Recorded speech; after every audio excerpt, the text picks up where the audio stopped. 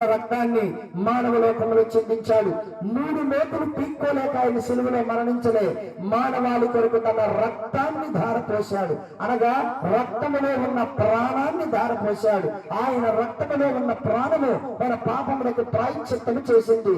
కాబట్టి ఎవరైతే యేసు ప్రభువారి వద్దకు వచ్చి దేవా పాపినైన నన్ను కరుణించు అని వారి పాపముల గురించి ఒప్పుకొని పశ్చాత్తాపడతారో, మనము మన పాపములను ఒప్పుకొని ఎడల ఆయన నమ్మదగిన వాడు నీతిమంతుడు గనక సమస్త దుర్నీతి నుండి మనలను కడిగి పవిత్రుడుగా చేయును అని బైబిల్ చెప్తుంది. దేవుడు తన సొంత కుమారుని పాప శరీర ఆకారముతో ఈ లోకమునకు పంపి ఆయన దేహమందు మన పాపములకు శిక్ష విధించిన గనక ఆయనకు మాత్రమే పాప క్షమాపణ అధికారం కలదు. కాబట్టి ఆయన ఎందుకు వస్తే పాప క్షమాపణ, ఆత్మశాంతి, మనశ్శాంతి, నెమ్మది, సంతోషం, ధైర్యాన్ని మనము పొందుకోగలము. ఆయన ఆహ్వానిస్తున్నాడు. ప్రయాసపడి భారం మోస్తున్న